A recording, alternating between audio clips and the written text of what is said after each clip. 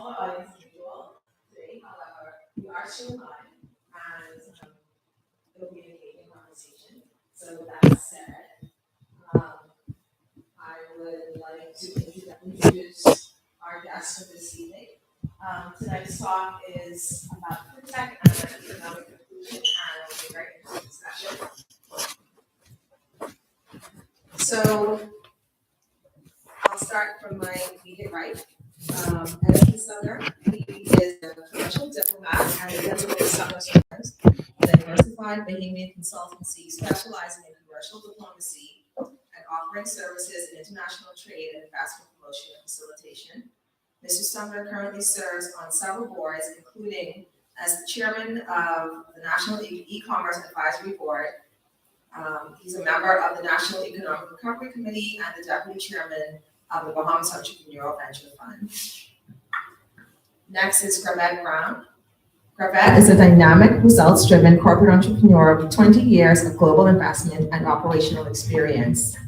She has served most immediately as the former chief innovator for Alive Creates, a fintech-focused hub within Alive Limited, and has also served as the company's chief commercial officer, leading its marketing, brand communications, digital strategy, public relations, and product development.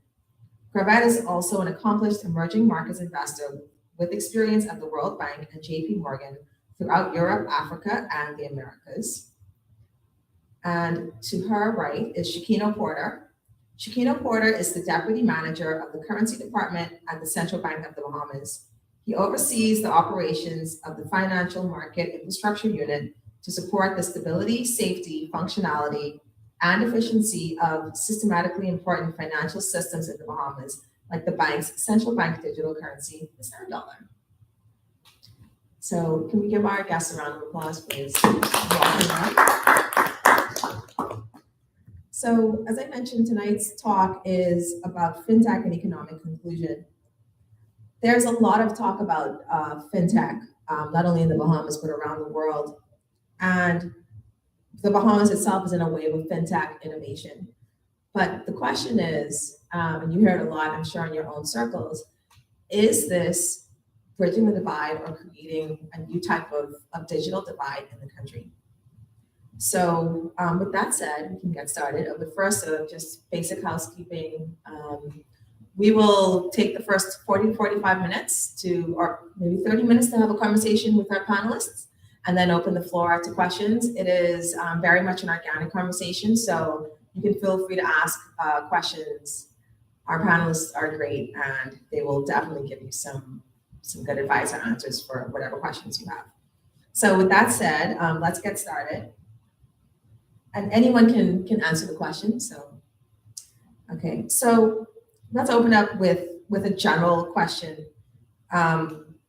just explaining what fintech is and how, to your mind, how is it helping to increase economic inclusion? So I can start, yeah.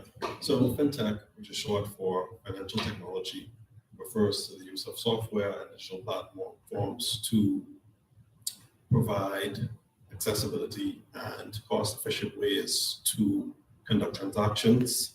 It is a way that the central bank is now trying to bridge the gap for underbanked and unbanked individuals through various fintech tools like the $1.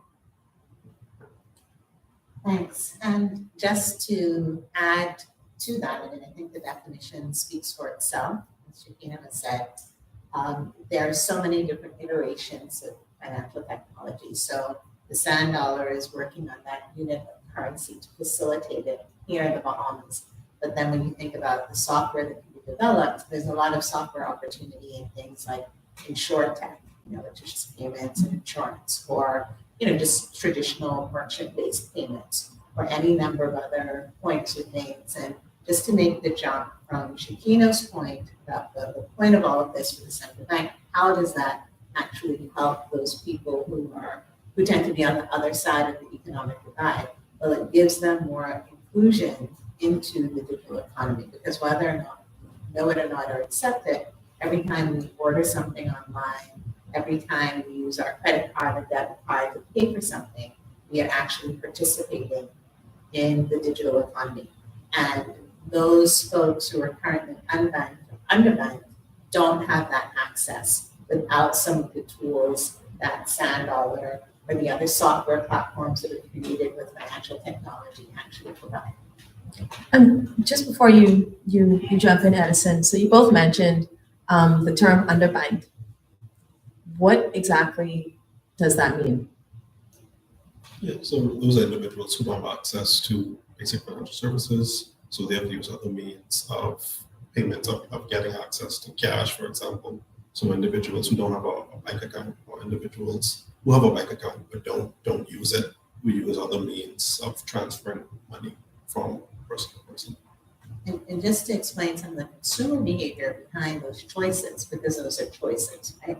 I mean, bank accounts are clearly accessible to some, not accessible to all, but some consumers make the choice not to fully utilize banking services because they feel that they are cost prohibitive, right? Or they feel, or they don't have access to internet at home or a connection that enables them to do it as easily as they want to, or they may not have their documents lined up. Sometimes it's talked about undocumented folks, but a lot of times it's also can refer to Bahamians, right? Who just don't have all of the time to go around and collect the various pieces of information that are needed. And so there are to transact even in the most basic manner. So that's what, or they're using cash so frequently that it does not behoove them nobody's depositing cash into a bank account for them. They're not in the formal economy where they can pull on a check twice a month. Right. They're getting cash in their hands and then they're having to spend that cash almost immediately. So the time to go and deposit that cash in some other account is not economically efficient or just resource efficient. And Right. they have to then go to another job. Okay, thank you for that. And Edison, you want to contribute to this question? Yes, certainly. So just to expand first on the idea of fintech, right? And expanding that conversation even further, where financial technology, you have to now also consider things like artificial intelligence, right? We're talking about sound dollars, it's expanding into issues with cryptocurrency. It's about automated services, right? So that there is becoming less and less human intervention in providing these services. And a lot of these are now moving towards automated type services. But in the point that Gravette just made when you were responding to the question of the underbanked or unbanked people in the society, I think it has to also be a case where, while a lot of it might be based on choices, I think a lot of it is also based on circumstances, right? Whereas in some of the islands in the country, for example, we're seeing that there's been a consolidation of banking services.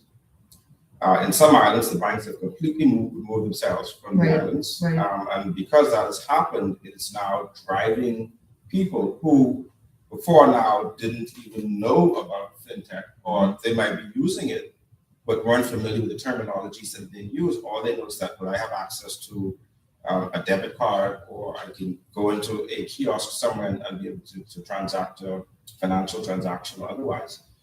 So the idea of people being driven to use fintech, financial technology, and all of the different components of financial technology is something that is evolving very quickly. And I think it's evolving faster than the pace of people who are willing to use it, right? So we've got a lot of catching up to do. I think that's an interesting point. One of the other things that I believe has catalyzed the adoption of fintech is the pandemic, or was the pandemic. Because, we were at a point where either you couldn't go into a brick and mortar location to make a purchase, or if you could, and this may have been mostly outside of the Bahamas, then people did not want to handle cash. People did not want to handle things that other people had touched. And so that consumers were forced to use digital payments. So I think that is another thing that catalyzed this conversation. And it's interesting to see which members of the private sector and the government, how they've adapted to this change, because I think it has become driven by consumers at this point. 'Cause now that we've already started to change our behavior, you can't put the genie back in the bottle.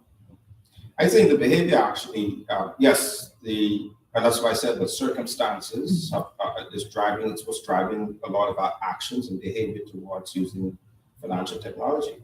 But it's also a case where the evolution of industries, not just the banks, right? Because when the fintech evolution started in the early 2000s and beyond, when they really started getting into gear, this was reserved almost entirely for financial institutions. Right. Right? Now it's a case where almost every industry, right, and companies within industries need using financial technology.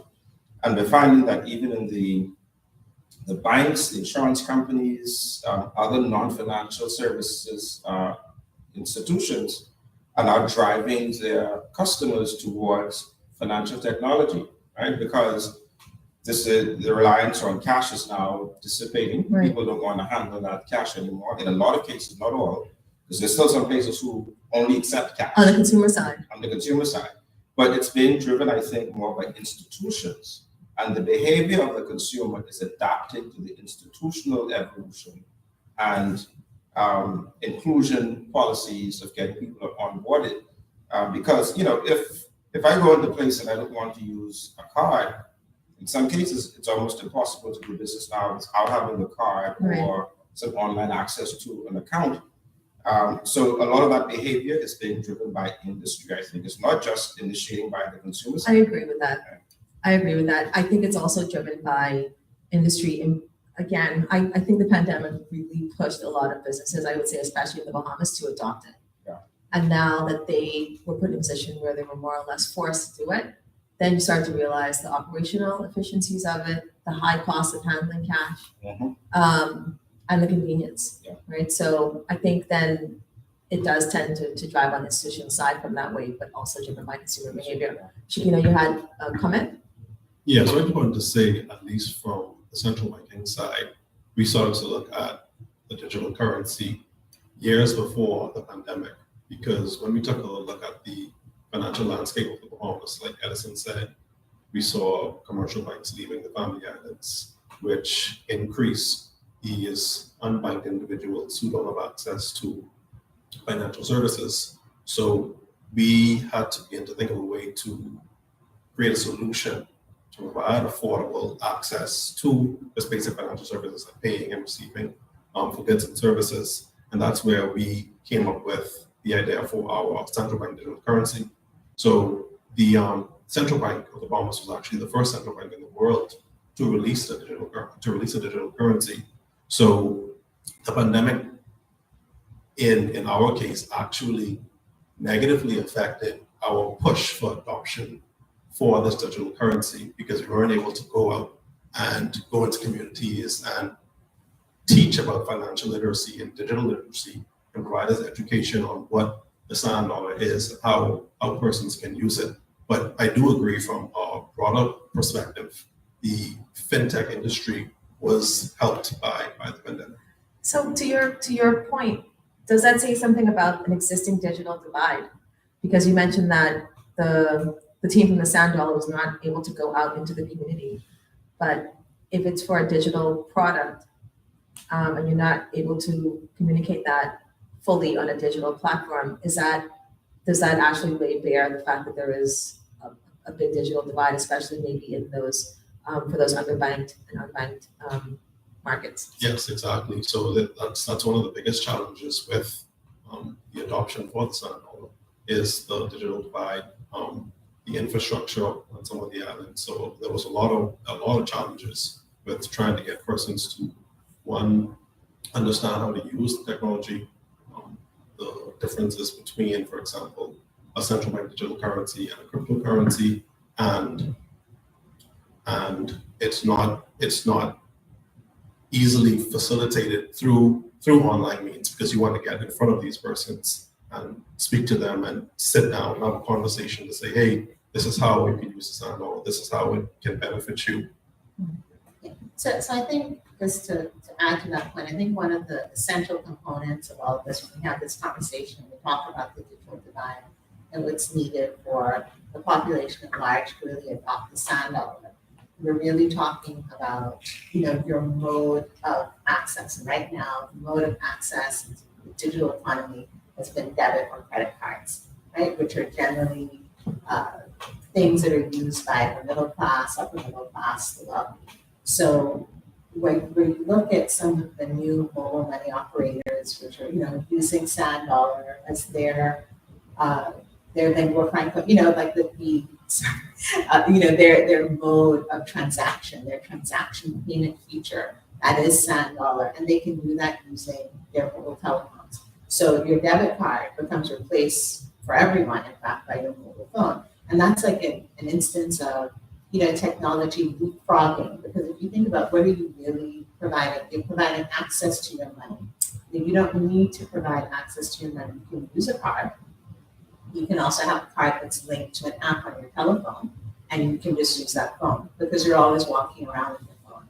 And this is an opportunity that's in place for the under and the unbanked and folks who would be using sand dollar. It's getting that access. So that usage case and usage earning, the opportunity to really share with populations at large. And this is what's there. These are the softwares that are available. That is an education that if you weren't familiar with using it before, you would have just had to go back to using or doing what you were doing previously, which was using your debit card. Right. So people had debit cards, credit cards during the pandemic. They thrived because they could give their orders over the telephone, and it also kind of drove to the point why I think you found a lot of people who are not in that kind of system were so anxious to get back to work or to get back to, because they had no way of receiving payment in those methods. If they couldn't go and meet you to get that $20, that $50, whatever work they've done, they were not getting paid because they were not in that.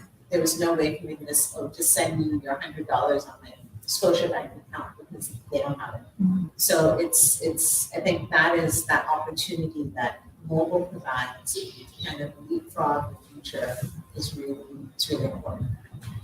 So here's the challenge that I have, right, with the central bank's sand dollar approach. And I say challenge not in a bad way, because this is something that we talked about in other circles as well, right? When they were looking at doing the campaign to get the adoption done. And it is that we are moving into a digital economy, right? But we are still having to resort to using analog approaches to teach on digital approaches to the economy. So in this day and age, when we are adapting the sand dollar, we are moving into different cryptocurrencies, Bitcoins and the rest of it. We are looking at all these fantastic new innovations in financial technology, but we still have to arrange to do town hall meetings, doing face-to-face interaction, physical interaction with people to get them to understand what is happening in this digital economy. So we essentially, we're still having to resort to going back to the analog approach to teach about digitization, when really in this day and age, when everybody in this country, right, a 5-year-old kid in the house has a cell phone, knows how to use it better than some parents do. But we're not using those instruments for the benefit that they can provide to us, as Gravette said, talking about using mobile devices, cell phones, tablets, and the rest of it. They should really become more tools to use to complete transactions, and not just using the phones to watch TikTok, and going on watching YouTube videos. But we really should be able to use these instruments now as tools to advance and market and execute these digital transactions. I agree with that, and I don't disagree. I would just say it is a bit of a double-edged sword, because people tend to need to be convinced, and there are use cases in other markets also, like Haiti or India, are cases where you had like vast swaths of the economy were underbanked and unbanked, and who made the successful transition to really being practically like a fully digital economy. People in Haiti are now using mobile money to pay for their tap, right? So it's like, just imagine that, put that in the Bahamian context. Everybody's just using mobile money, just tapping their cell phone to pay for the jitney. In India, like illiterate people or people who don't have education or resources, they're all scanning a QR code to pay for things, to bad thing, so it can be done. But I think it does have to be a combination of, yes, direct to consumer marketing, which depends on them having data and having the money to pay for that data to get access to it.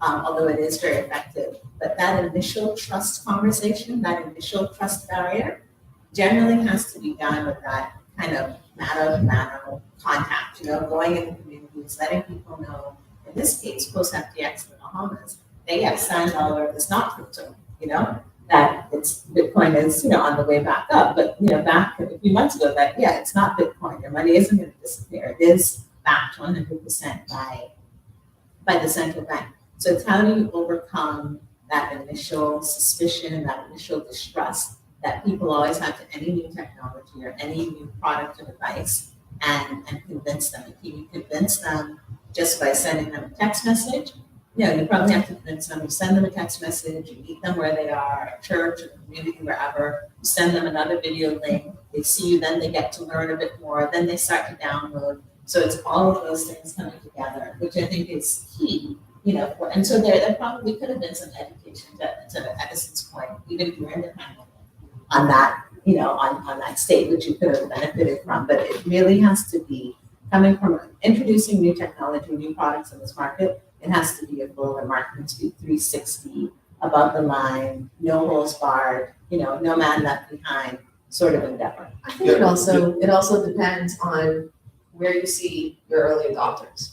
Yeah. And who are the people that you think will be the most likely to use this product first, and how do you communicate with them? So I think it is, I don't know what the central bank's approach is, but I assume that it's a multi-level approach that ultimately is more holistic. Right. So we have to remember what and I agree with both of your points, but the goal of the sand dollar is to promote financial inclusion. So we are targeting those individuals who don't use mobile devices, who don't use bank accounts. So it's difficult to reach them through a means of social networking or advertising over the internet. We have to get into those communities because those are the people we're trying to reach. Of course, fintech enthusiasts and other the younger generation, of course, they're on their phones and they understand about how to use this technology. But that group isn't our immediate target. It's the people who have to drive 3 hours to get to an ATM or take a flight. Right. So that's our immediate target. I would only argue with you that the Bahamas is one of the most saturated mobile smartphone markets in the region. So we have practically 100% penetration. So everybody in this country has and is using a mobile phone. And you'd be surprised, as I've learned as a citizen, the advanced age folks who I know, how many people are using things like YouTube. So they're using basic social media for the things that they want to do. YouTube, Facebook, even TikTok. So those folks we tend to think, and this is something I always push against, because in the Bahamas we always say, oh, we don't do that here. Or we're not ready. We're not ready. We're not ready. This. But like I said, we look at Haiti, we look at India, places that have vastly larger challenges than we do, in terms of education, in terms of money, in terms of access. And they have been able, and we can talk about the enabling factors that enable them to do that. But they had a population that has times more disadvantages in terms of access to traditional financial services, so the 3-hour drive and the flight, in terms of educational levels, in terms of literacy, in terms of language barriers, because many Haitians don't speak Creole. In India, you have hundreds of different dialects that you have to get around. So I think we can do those things and we can reach them. But it does require that sort of a really researched view of how you get, because some of those markets that we need the most, which might be family islands, it might be people who are part of our economy, who we don't always recognize, but they are part of our economy. It's talking to them, and I think you'd be surprised how savvy they can be, or how savvy they are ready to be, because they have their own mechanisms already of moving money around. Aside from that, I mean, it's a matter of necessity. right? Yeah. So you're going to use the thing that's going to work for you, basically. If it is convenient for you, it's easy to use, and it doesn't take too much of a behavioral change to use it. I think those are three factors that drive an easier path to adoption. But while we're on this note with expanding access, how can fintechs support traditional financial institutions to expand that access? So, Are traditional financial institutions ready? well, that's another question, because, well, let's look at those. Let's break down those two questions then. What can fintechs do to support access through traditional financial institutions? So, if we go on the assumption that our target market, the unbanked or the underbanked, they could be customers of traditional institutions. And let's not look at banks then. Let's look at insurance companies. How can fintechs support insurance companies in reaching those audience groups and getting them to adopt? And then your question, Gravette, you mentioned just now, because I think these things can be discussed in tandem. So my question, and I'll try to keep it as brief as possible, is are traditional financial institutions ready? So this is a great opportunity for Bahamians and Bahamian companies and Bahamian groups, and we've seen a lot of pioneering companies in that, in that space, in the mobile payment space, to actually enter and make a difference in this particular industry. And I think that it was the grand vision of the whole FTX experiment, right? That this would diversify and make more sophisticated financial services in the Bahamas. But we do know that even that, that would come, by osmosis, more Bahamians would be participating in this hot new industry, crypto, et cetera, and we would get there. So I think the same opportunity applies with fintech and with global money, but perhaps at a level that, dare I say, Edison is smiling at me, is perhaps more accessible for more people more immediately than a very high level, operation as crypto can be at this point was or is, because that would have, could have taken some time in terms of monies and everything. So this is an opportunity for more people to really get involved. The question we have to ask now are, what can we do, and how do we encourage the traditional banking sector that has had a business model that they feel has been successful for them up until this point, to also expand and diversify and partner with and include some of these new technologies, so that they're not, kind of standing against these technologies that are coming in. And I'm sure Shaqueno can speak more to this, because this really factors into ACH and your ability to move and transfer things like sand dollar more easily from person to person and account to account without any additional cost, and in a timely manner. So how can we get, or what does it require to get those traditional banks to come to the table and to recognize that there are things that they also don't want to do anymore, because it's not a good, there's a reason, I suppose, why they moved all of their banks out of the family islands. I suppose they would say it was not cost effective or cost efficient.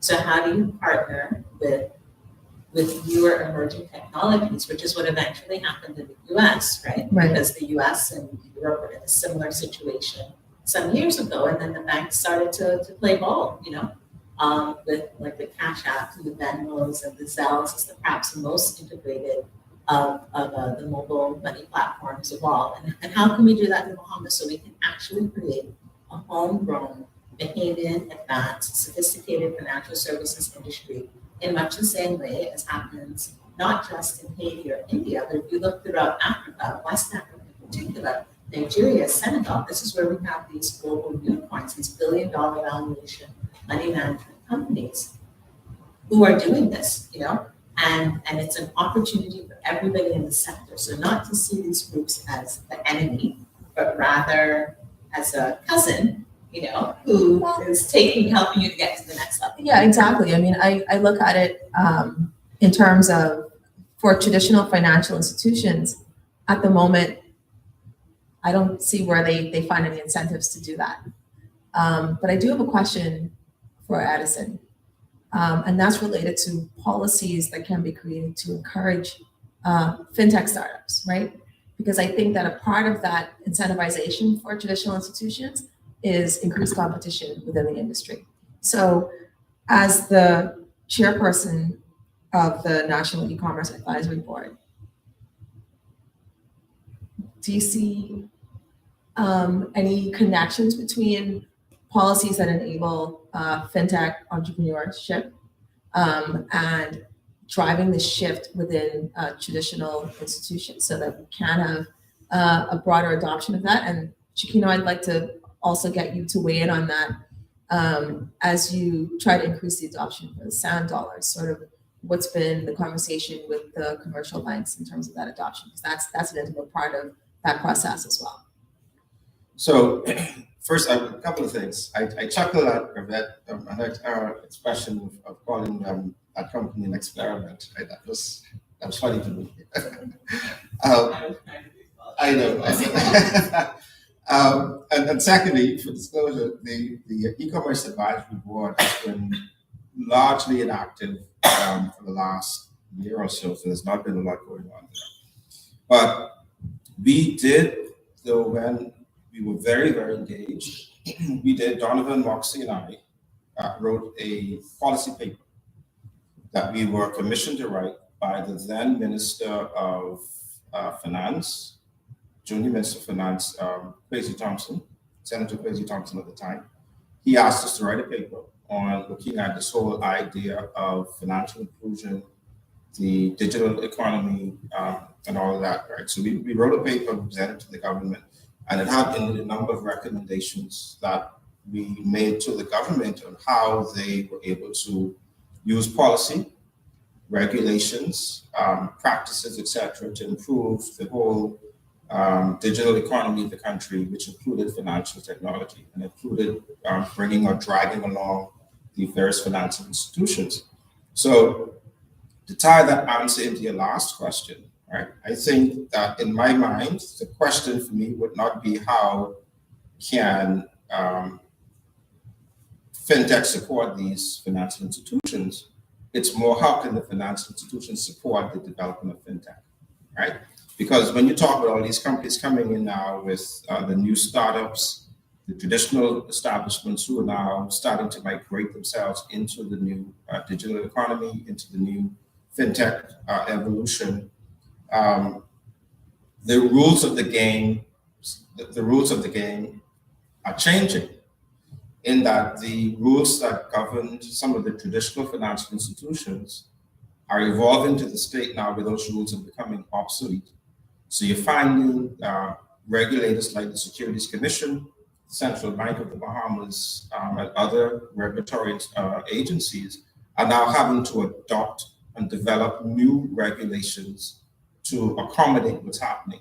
You saw that in the cryptocurrency space with FTX, where we had to quickly develop legislation, policies, regulations to govern a new industry that's being established. The DARE Act, yes, where we had to develop this new legislative policy to be able to accommodate the rapid expansion of this new industry. So I think for anyone any new entrant coming in, I think at this point, a lot of the new entrants coming into market, I believe, have an opportunity to influence how regulations are actually drafted, because they will be called upon through consultation. And, tell me, is this working for you? What is happening with this DARE Act or any other regulations or legislation that actually is hurting this business, that has the opportunity to cause more harm than good? And while we want to keep things very much above board, we have to remain compliant with the rules and the laws. Laws are rapidly changing, and we saw that happening in the Bahamas, who went out in front of the pack, right? Took the blows for starting a new industry, and I think our institutions held themselves extremely well in all of that international criticism and being put into the spotlight.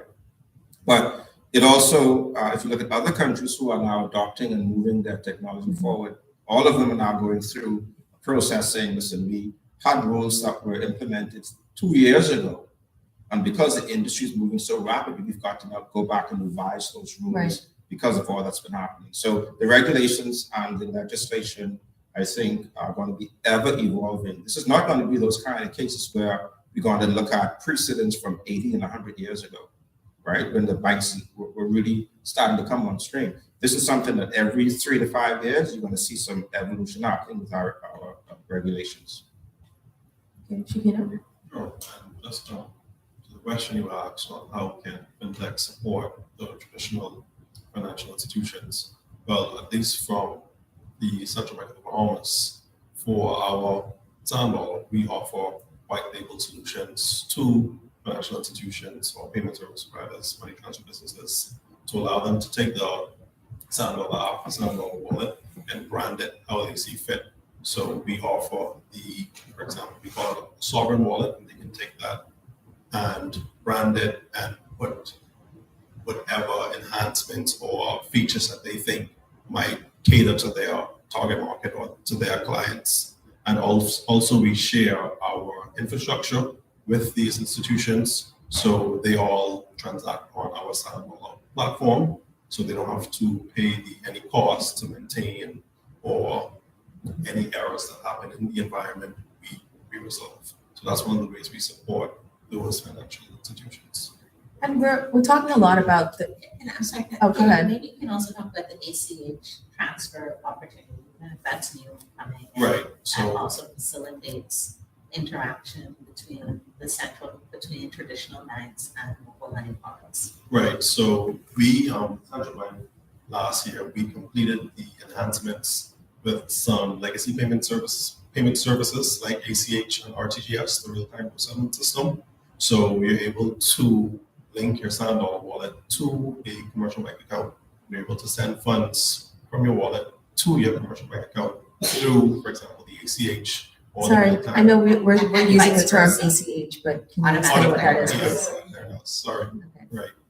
And also from your social account. Yes. directly to- Yes. So it's linked. So vice versa. So you can send it from your commercial bank account to your sand dollar wallet, or vice versa. From your So wallet to- essentially, you broaden the distribution channels for sand dollar. yes. And have you seen a change in or a difference in how it's being used or the number of people who are using it? So we've seen a dramatic increase in the number of transactions we have in the sand dollar, because now people realize that, hey, once we get sand dollars, it's not stuck in our wallet. We can take it at any time and put it on our bank accounts, and vice versa. We don't have to go to an authorized financial institution and hand them cash to get sand dollars. We can just transfer the money from our bank account to our wallet. Yes, and then there are a number of mobile money providers who have kiosk access also that facilitates that conversion from cash dollars into sand dollars. So it's a really important part of the ecosystem, because until people I think the major convincing point that you have to make to the public at large is that there's no difference between the sand dollar and the Bahamian dollar. It's a regular Bahamian dollar. All it means is that currently, if I send money from my Scotia account to somebody with a Fidelity account, what I'm actually doing is sending Scotia dollars to someone with Fidelity dollars. And there's a conversion and a time impact of that may take a day or two, and you have to convert it. Sand dollar is just unified all of that. So what if I'm sending money from me to you, it's just all sand dollar all the time. And so you remove that conversion necessity, you remove that cost. So exactly. You remove the intermediary, but until people start receiving sand dollars in mass, until employers start paying people in sand dollars in mass, that's really the trigger event. So this certainly facilitates, because it's easy to fund your accounts. Now you can go out with your phone, like we all do when we're in the States using Apple Pay, or some of us do, and you can go out with your phone, you can pay for things. Now you will be able to do that also. So we spoke a lot about institutional change and support for financial inclusion with digital payments. What do you think is the government's role in promoting financial inclusion? Yeah, so I mean, I think just leaving out the government's role is key. So when you look at markets, and India is a really interesting case study, because they facilitated private sector, development and growth, but they're a major facilitating force, because they help to drive initiatives like, going digital, going cashless. So if you look at markets like Nigeria and West Africa or India, it was always, the move to digital was always accompanied by, yes, efforts like the central bank was making the digital currency, but also, just driving payment, government payments, salary payments also in digital currency or into mobile wallets, and then converting a lot of their services over so that people could also pay with these private sector tools. Right.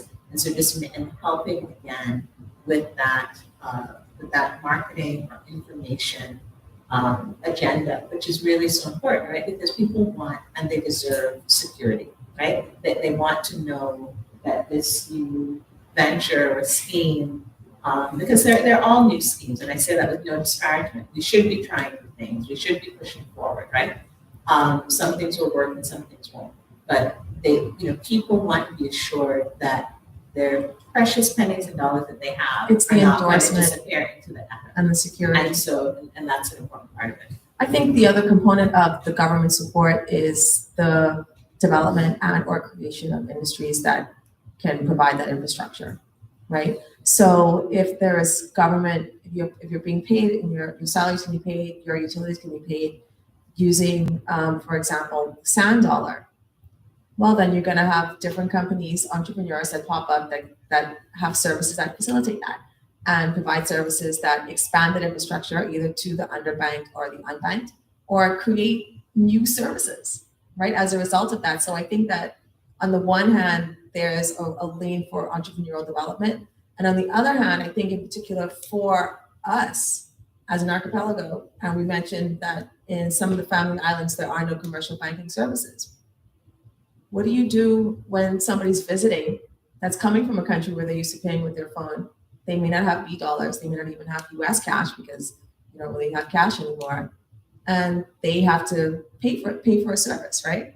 So if we think about really modernizing not only our domestic spending habits, but for the tourism industry, we want people to go to the family islands. They have to be able to buy things. Yeah. And we talk about financial inclusion. We want them to be able to go to small merchants and for those merchants to be able to receive electronic payments, because that's another gap that currently exists. And this is one of the things we're always trying to tackle in our tourism industry. The fact that we know we have a loop, the things most people, before they leave their country of origin, they've made all of their tourism plans. They've already booked their trips, Right. they've booked their excursions, etc. What does that mean for the small man or woman on the street who, again, is not in the digital financial system? They don't have a website. They don't have a way to receive payment. So things like Sand Dollar combined with the newer all the new fintechs that are popping up facilitate and allow that person, that straw vendor that would on whatever island, actually that jet ski operator, that emerging guy who has like an interesting tour company, which are actually what the tourists want. They want to get out of that Want to have that local package experiences. corporate. They want a local experience. So they can book all of those things beforehand. They can pay with them with security. And those vendors and merchants can actually now fully participate in the tourism system. And we can see those dollars now getting into the hands of the people who need it most. That's what financial inclusion means. Like that's a really strong use case. And it's just simplest way. That's what it really means. And that's what financial technology can provide for us as a country. So I'm going to ask a last question before we open the floor to audience questions. And it's sort of a big question, so. Okay, so the question is. I have big questions. I think you can. I think you can. Just think of it as an experiment. Okay. So what are some of the ethical considerations that fintech companies should consider when designing and implementing products and services for underserved populations? So, Okay, go ahead. You look big one. so one of the things that, once again, sorry for keeping back to the sound, but one of the Please things do. that we did at the central bank, we wanted to ensure that there was fair and non-discriminatory access to the sound. So anyone off the street can use cash. So anyone off the street needs to be able to use get a $1 wallet.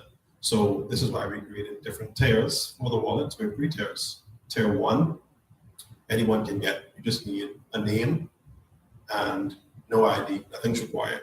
A name and a phone number. So you go into an authorized financial institution and say, hey, I want to sign up for a $1 wallet. You can even call them. So you download the app onto your phone, you call one of the providers and say, hey, I need an activation code for this wallet. Can you send it to me? They will send you the code, the wallet is activated. Now, of course, there are restrictions on a tier 1 wallet. For example, you can only hold $5 and you have a monthly spending limit of $1,500. But anyone can get it. You don't need any type of KYC documentations. You don't need to show that you have payment citizenship, nothing. Anyone can use it. Now, the tier 2 and 3, you need KYC and different documents, but we wanted to make sure that there was a level of access that provided no discrimination.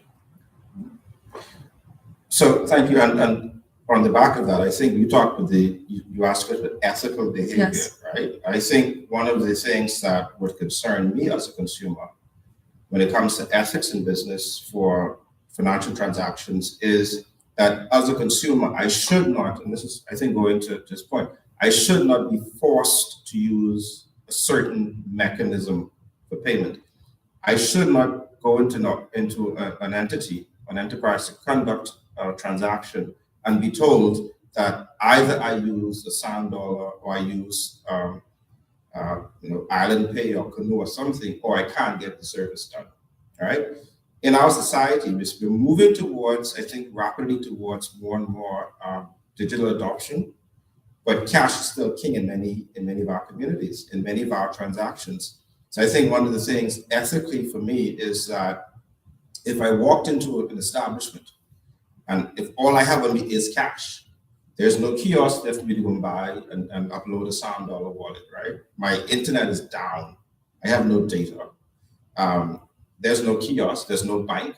All I have is cash in my pocket, and I walk into the store and they say, this is a cashless environment. And we see that sign popping up more often now in a lot of places.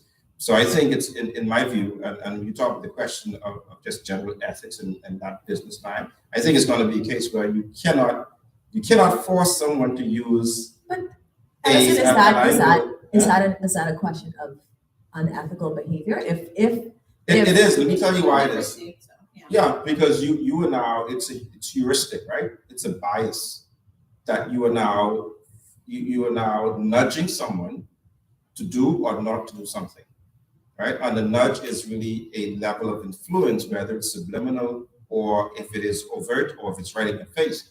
It's a message being sent that if you walk into this establishment and you see on the wall, this is a cashless environment. We take no cash here.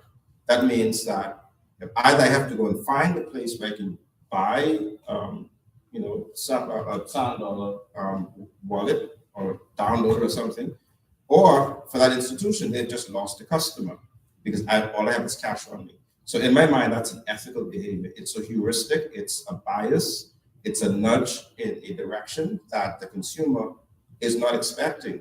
Now, if I'm going to a place and I know beforehand that they only take non-cash transactions, if all I have is cash, then I wouldn't go there in the first place.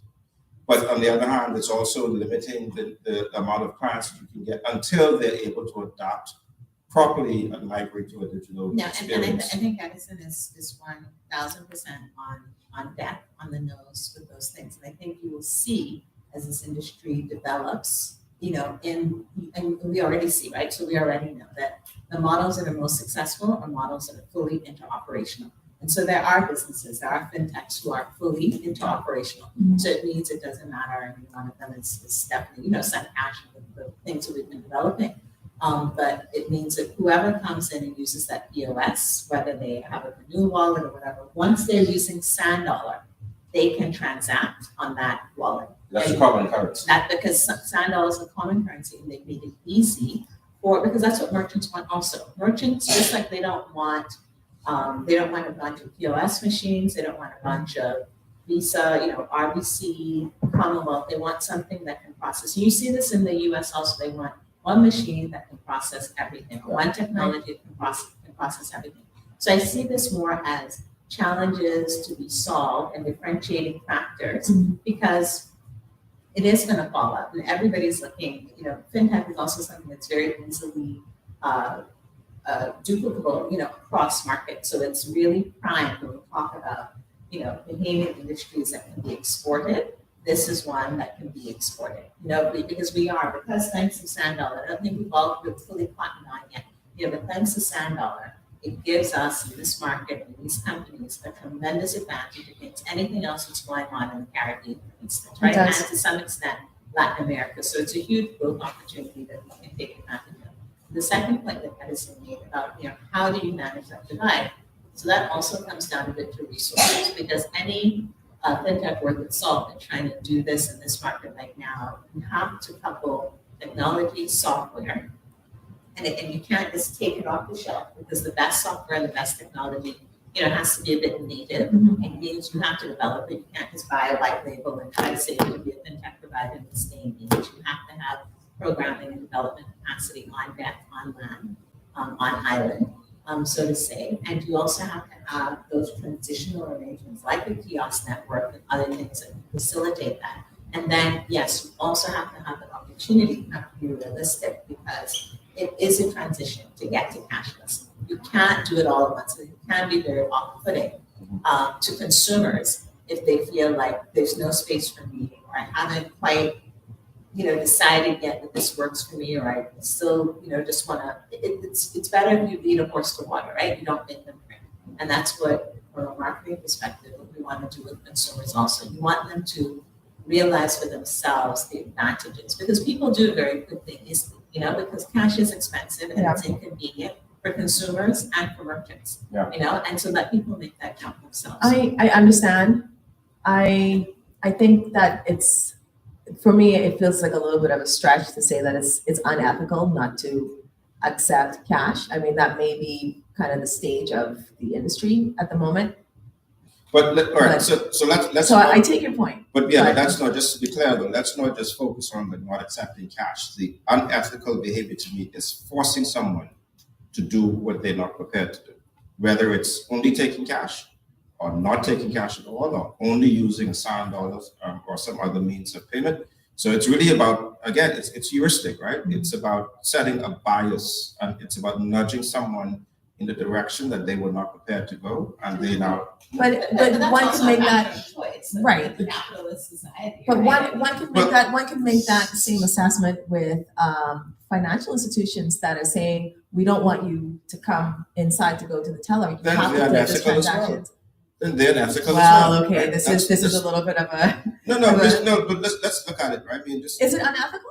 But look at it realistically. I mean, it depends on how you define ethics, right? Ethics to me is doing something that is improper, that goes against the rules, that goes against the natural flow of things, right? If you go into an institution, whether it's a bank, whether it's an insurance company, whether it's an auto dealer, you go in to buy a car, for example. You go in with your budget. I only get $20,000 to buy this car. My mind is set on buying this particular vehicle. The salesperson in there is so good at his job that he convinces you to buy a $35,000 car for a model that you didn't expect to buy. Now, we may say that, he's a great salesman. But if you go in and you insist that I came for this vehicle, that's what I want to buy, my mind's made of saved for this particular vehicle, but you're shifting me in a whole different direction.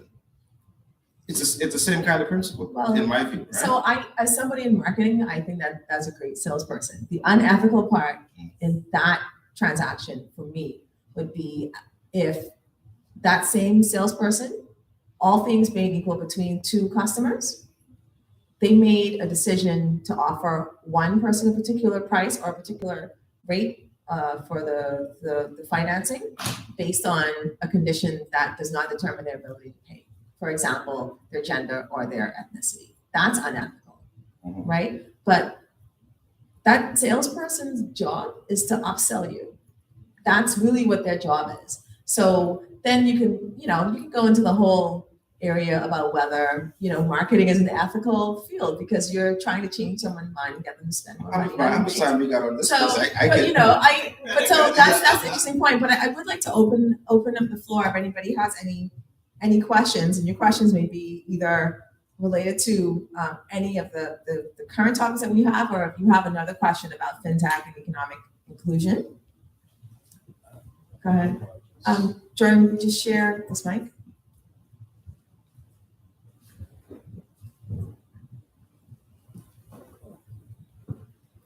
Thank you. So his last comment actually threw off like so much of my questions with not of ethics, but nonetheless, because personally, I feel that some islands, given that we are archipelago, some islands really and truly should be cashless. And my point being that it's unsustainable to maintain a cash environment for some of these places. Hence why we find a lot of the banks and other institutions moving out. Place like Rumkey, less than 100 people. You want to put a full service bank there or any financial institution there, it doesn't make practical business sense in no matter which spectrum you check. So places like that, it is practical, I feel, to have a cashless environment. My question would have been, I guess one of my questions would have been directed first and foremost to, from Ms. I'm only thinking central bank, sorry, Mr. Portor. Any reason why such islands have not been, because I know you did an experiment, I believe, in Exuma. Was Exuma correct at one point? But why not scale up from smaller islands straight up to larger ones? Case in point of Rumkey, 100 people, like. Yeah. Yeah, so I mean, that's the plan. We plan to hit every island in the Bahamas, but it takes planning and a commitment to schedule, okay, this team will go to this island on this date. So it's a plan. We do plan to go to all of the islands. It just takes time. Okay, so I'm at part of the conversation, you were saying some things, and Mr. Edison actually was providing some of the things I was thinking, like the same solutions. One of the things you mentioned was about this analog approach to something of this nature. When you think of the technology that we use, a lot of it we are not taught. So case in point, the TV that you buy, you didn't even read the manual more than likely. Your phone, when the pandemic happened, Zoom, you just hop on it, you figured it out. So I mean that to say that you find that a lot of technology we learn intuitively, or when technology is designed correctly, and that is no shot to sound or anything, but when technology is designed correctly, you find that persons intuitively more or less figure it out, and they wouldn't figure out 100% naturally. You still have to learn some things along the way. But generally, most of us, we bought a phone, we pick it up, and we figured it out. Yeah, I think I wanna challenge that a bit just from experience, right? Because I think sometimes we underestimate like all of the work that goes into actually getting you to do something or pick up a new technology. It is, I mean, just having been a part of some of these discussions and working in the industry myself. So I'll just start even with Alive, what it took for us. So we said now Alive has like 50% market share, right? You can say, okay, well now we can say it's arguably, it's a better service, it's a better product, all of these things. But it didn't happen because we just shot out a bunch of text messages. No, we had to go there. Like we had to go spend time, deploy assets, resources, throw parties, send text messages, have great commercials, engage, have a great digital media campaign. We had to do all of those things to just get people to do something that frankly they're already used to using a phone, just using a phone with another provider, right? So you mentioned the TV. Well, TVs have been around. It's not something new. This is new. This is new for a lot of people. So digital does work, and digital is important and instructive.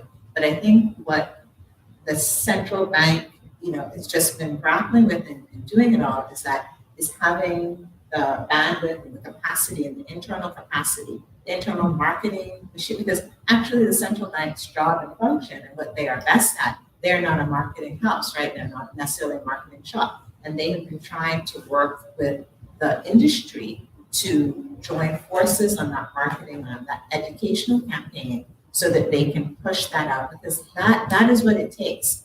It's not just going to be if I send 100 text messages to every person in Rumpke and said, do this, download that, whatever, people will think it's a scam. You know, I mean, you have to go and show face. So I don't want to. So I think the points on smaller is better and start small, and a lot of those ideas have been circulated. It's a combination of things. The island has to have enough economy itself just to justify that circulation of digital currency that you need for it to really kick off. Ideally, you want them to have some natural linkages with the capital or the capitals to make it go on.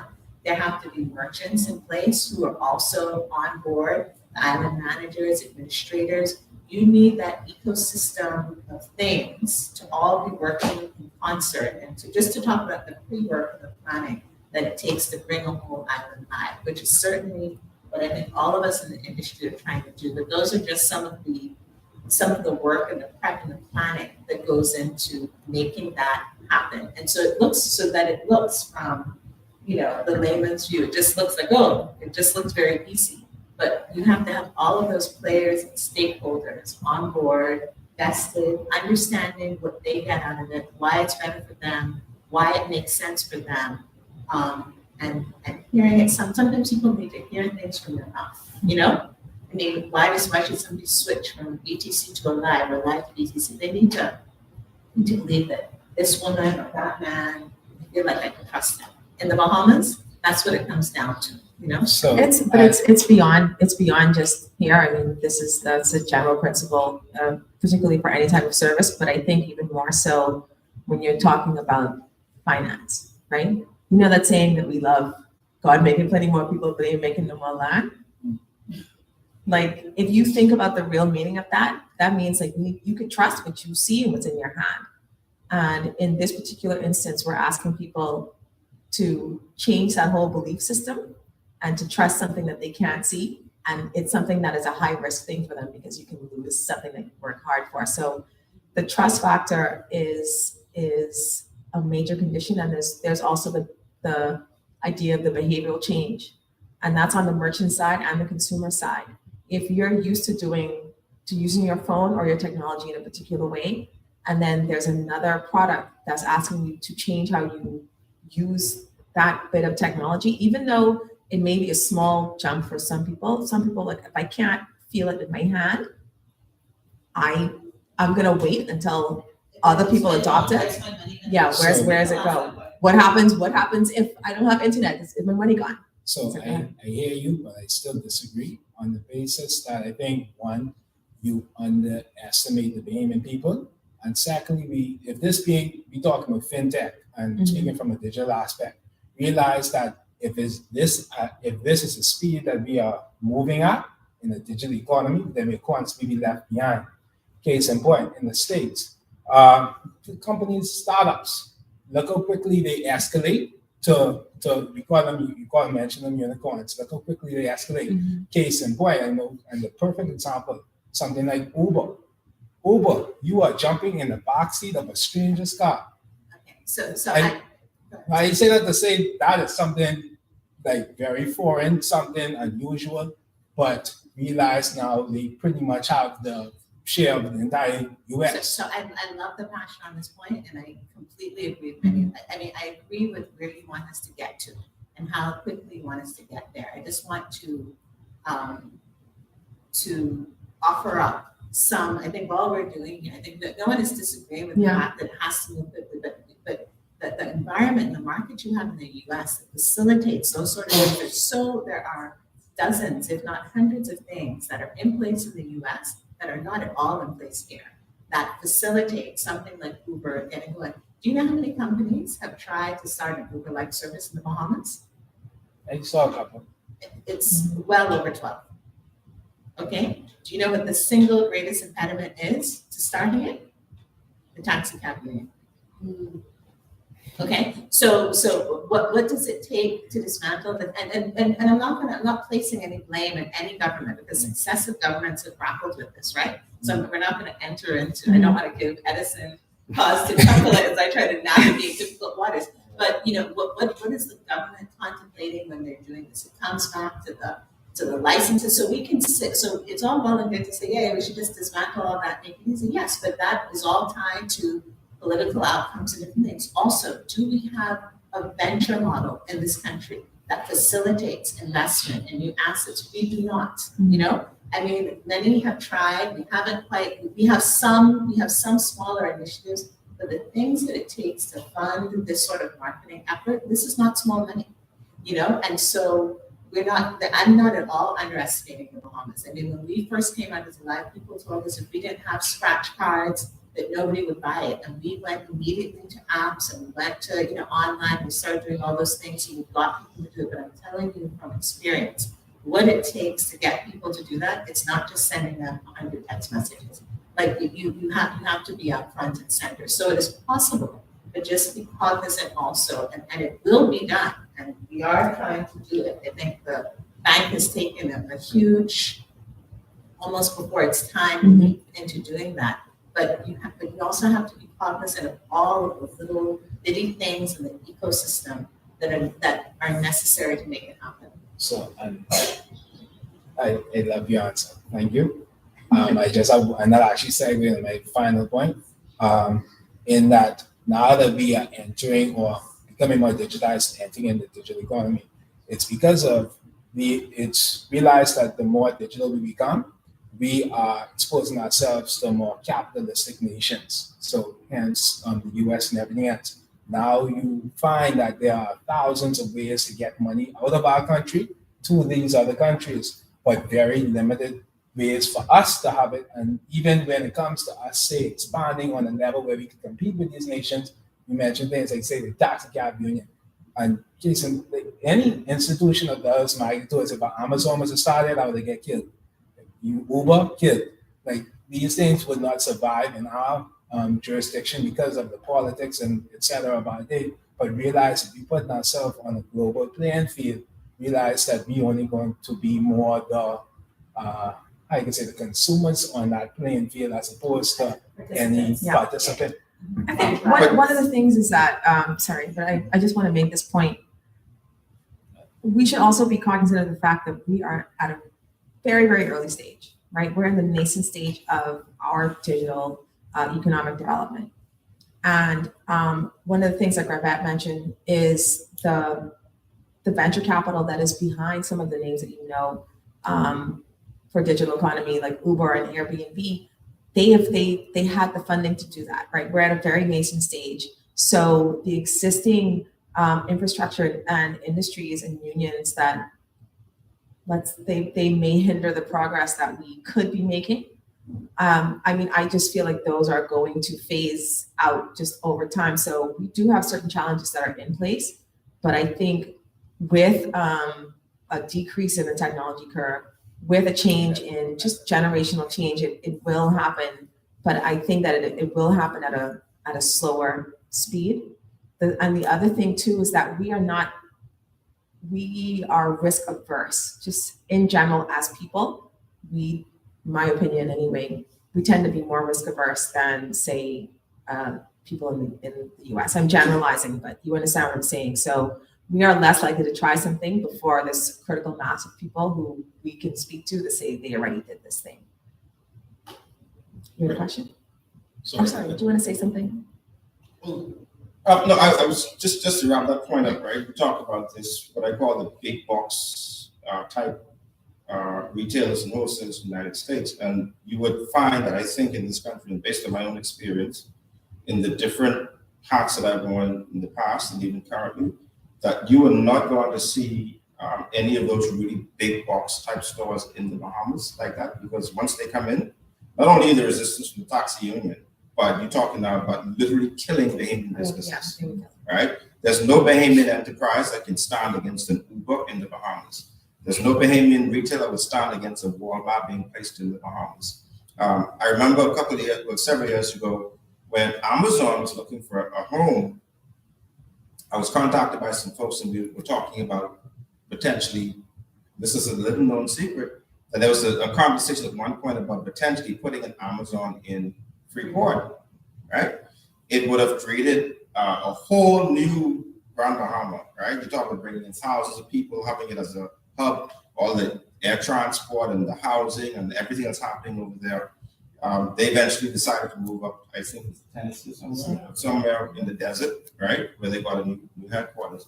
But you can't, when you look at this whole thing with the whole evolution of digital technologies, you really can't bring big box type businesses in the Bahamas yet. You're not ready for that because the local economy for the local businesses will die almost in an instant. But I'm saying that you agree we can create an environment that allows, you agree we can create an environment that allows Bahamian companies Absolutely. to develop, because there should be a Bahamian Uber. I want a Absolutely. Bahamian Uber every time I go out to dinner, you know? Yeah. I mean, I don't want to have to drive. I don't want to have to do all of those things. So it's how can we create that?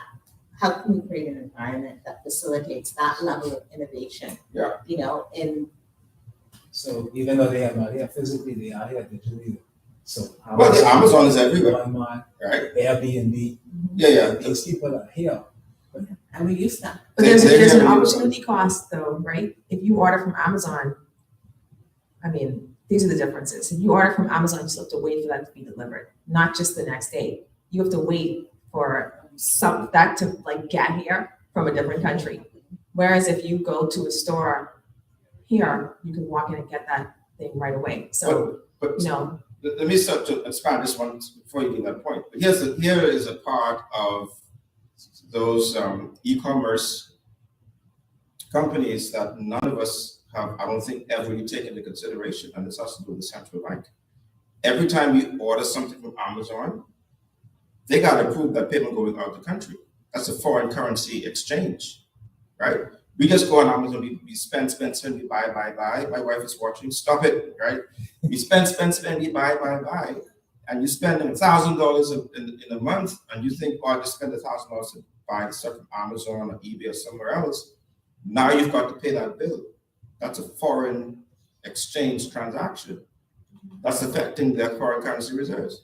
So imagine if all of us every year spend up to $1,000 a month on Amazon, and at the end of the year, the central bank says, hold on, we just realized that we're spending $500 million on exchange going out of the country, and we don't have anything to show for it, because it's all consumer-driven products. I'm not even talking about the authorized wholesalers and retailers like the banks and all those who do the transaction. No, but people in this room, right? And we can't go back, the central bank can't go back to their accounts and say, oh, we sent out $500 million, but I can see in the economy it generated $700 million in return. You're not going to find that. So when we do those transactions, all of us benefit from it, but there's a cost to that we don't see, and the government has to deal with that cost behind the scenes. Yeah. you had a question? Does that make any sense? Yeah, I wanted to add to the conversation regarding like the Ubers and Amazon. Those market players, when they came out to their rise, it was not without impediment, right? I remember Uber, taxi unions in France and Spain, striking. They don't want it there. If you look at crypto, they go into it right now trying to battle the SEC and regulators. So a lot of these larger disruptors aren't without necessarily impediments. Not to say that, their regulatory and government policy. They have capital. Well, They have long money. well, definitely capital definitely is an important factor as well. But just speaking from a public policy, government regulatory perspective, they call disruptors for a reason. They kind of close their eyes to the rules a little bit and push hard through. So I just wanted to bring that point, but I want to segue into, I guess, the whole topic of economic inclusion from that. These individuals, for their market, decide to create solutions that people actually wanted. I think a lot of part of the conversation of economic inclusion or for financial technology is not just to advance, but to kind of figure out where your market stands and what the market actually wants. So I think that's a lot of the challenges we have. So you may, we call it leapfrogging sometimes because you may have went too hard, too fast, but a lot of times you're finding the right tool that's fit for where your market is, that people are actually interested in, where you can get economies of scale. True, but I think we can never overstate the the importance of law capital and the importance of marketing. Because frankly, before Uber, existed, before the iPhone existed, I remember when the iPhone came out. I remember when iTunes came out and we had, what was the first thing called? I never knew I needed, iPod. I never knew I needed an iPod. I was perfectly happy with the Discman, dating myself, and whatever else. I thought that was like the bee's knees. So the reason why we all, we learned that it was more convenient to have thousands more music than we ever even knew that we needed or thought we needed to have access to that. But it was also because those companies had the long capital to spend time to convince us all that this is what we needed and this is why we should do it. They also had, for fighting those wars with the taxi cab unions, Uber has raised, I don't know the exact amounts, but they've certainly raised like hundreds of billions of dollars in financing over time. So their first big Series A fundraise would have been anywhere from $10 to $30 million. With that sort of money, you can go and send an army of white shoe lawyers from White and Case or any of the top law firms in the world and send them to France and sit there or hire them and to fight the unions and to take those cases to court, which is what they did. If we had that sort of funding for any of the numerous taxi cab, digital taxi service companies that have tried and failed to start up here, if they had that opportunity to send, lawyers to fight these policies, fight the government on these policies, then they would have broken through. But most businesses here are started, with friends and family money. There are some, great governmentally sponsored and private sector sponsored initiatives like SBDC and, the venture fund that exists. Those are still relatively small pockets of capital. And then you've talked about, and then we have a fairly, so, why aren't the big Andreessen Horowitz's, it's a big venture firm, or Sequoia, capital firms of the world coming in to put money here because we don't have a population. Our little 500,000 people is not interesting to anybody. Every venture capital is worth its talent. It's a town. Yeah, they want to show how you're going to make them $1 billion in 10 years, right? Or how your company is going to be valued at that. We can't do that. So we have this issue that the challenge with technology when Netflix, Netflix is about to retire its CD delivery business, which who knew is actually still going on. There are still some people who are receiving Netflix CDs. I remember when I've always been an early adopter of everything. I remember when Netflix CDs came out, and I just thought I was like, cool. But again, Blockbuster was the dominant thing. Nobody thought there needed to be CDs delivered to my house. Everybody wanted to go to Blockbuster. So inherent in technology and disruptors are things that people don't know they need yet. And you have to have the time, you have to have the marketing budgets, you have to have capital to be able to show that. And so when we talk about just even SME development here, those are the things that prevent us many times from fully being able to develop it. Because this thing that we're trying to do now also, it takes all, because again, nobody here has that sort of big money also to do it, right? And to really make it work, improve the model, and then so you can export it. But it takes all these stakeholders, including government, including the central bank, and very much the private sector to get on board and to do it. Remember calling cards? Phone cards? Yeah. He's like, no, I don't actually. There was a time not too long ago where when I was in school, I couldn't wait to go to the chemist store, a corner store to buy a calling card so I can call home, right? To what happened to make those direct calls and your parents telling you, no, we're not accepting my call, right? And then I came home and then we had the BTC at the time, who was the only one doing it because they were the only mobile operator at the time. You had to buy a BTC phone card in order to make phone calls, right? Nowadays, you don't even know what a phone card is. Or you might not know. You may not know. It's roaming now, right? And not, you don't even need that anymore. Not to cut out their revenue, right? But you go online and you do a Skype or a WhatsApp or Apple. So now it has become the case where when we look at this whole issue of digital transformation, getting capital into the markets to expand economies, etc. Now, broadband has become the world's most valuable currency, right? And that's just how things evolve And with even, everything. yeah, and even that is made because data is now becoming a commodity. Because everybody wants, what do you all want more? You want more data and you want it cheaper, right? Yep. So those business models are also changing, and having to rapidly keep up and figure out what it is, because it costs money to keep giving everybody the data that you want. I'm sure during COVID, everybody was complaining, there's too much congestion, because all of a sudden all Bahamians went on Zoom, all at the same time. The telecom companies couldn't keep up. It costs tens of millions of dollars to upgrade these networks. And again, you can't, very challenging to raise prices in this market. And there are only 400,000 people.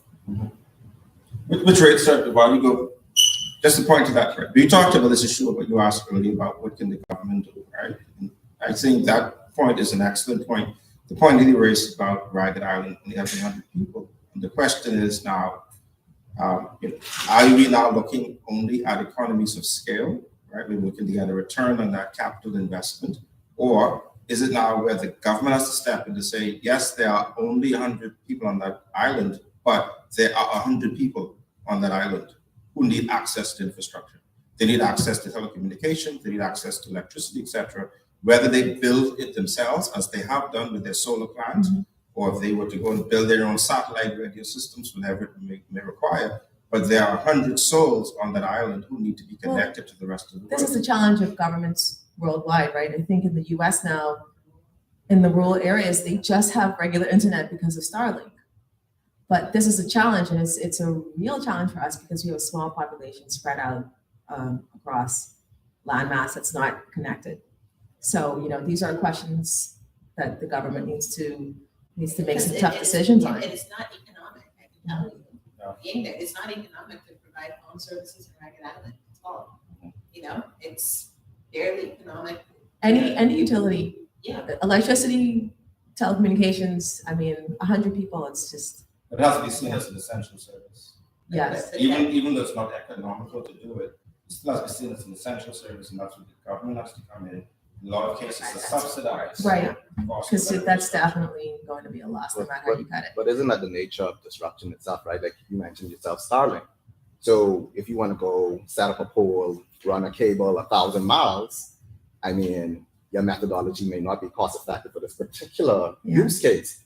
Till someone comes and say, maybe there's Get the long dollars first. No, I'm not saying a Bahamian should launch satellites into the sky tomorrow.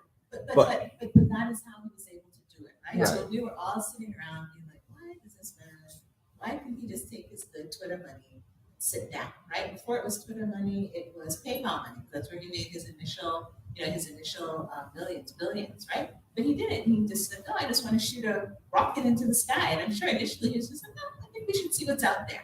He had that play around long money to do that. And then once he got up there, he's like, oh, there's something I can do here. Yeah. Actually, if I put my satellite in the sky, I'm not just now providing infrastructure for just one country, even a country of 300 million people like the US. I can cover whole regions and provide infrastructure and generate cash from all of that. But he has billions of dollars at his arsenal, in enabling him to do that. So I think it's a common point. It's also argued in the US. Like, disruption sounds great. It sounds like it's two guys in a garage, but we're way past those days of, Bezos and Gates, just with the pipe dream. And they were probably, frankly, pretty well funded because, the people who are most successful at raising money and getting money and doing things are starting startups are white men. Why? Because they have access to the friends and family money that is necessary to get any venture off. So disruption is not something that just happens. Disruption is always funded. It sounds cool and tech bro and our hoodies and our caps and our whatever, but all of those folks are super well connected, super well funded, and they have access, even like to some of the massive failures we've seen, like WeWork or Theranos, whatever. Elizabeth Holmes, who was on her board? It was, like the high and mighty, like the U.S. political network. That's how she was able, to pull that fraud on, on whoever. So we can't underestimate the privilege of connection, access to capital, and people who can make it happen for you. Yeah. It's real. It is real. On that note, I'd like to bring our talk to a close. So first, I would like to thank our panelists today, Edison, Gravette, Shaqueno. Thank you very much. I think we had a great conversation. We learned about experimentation, which was very nice. Thank you, Gravette. And I want to thank our audience here today. Great questions. And thank you to our audience online. I hope that you enjoyed the conversation. Stay tuned for our next Inspired by talk, which is in June. And follow the current online. You can follow Onward Advisors on LinkedIn to stay up to date on our topics and talks and locations. Get home safely, everybody, and thank you again. Thank you.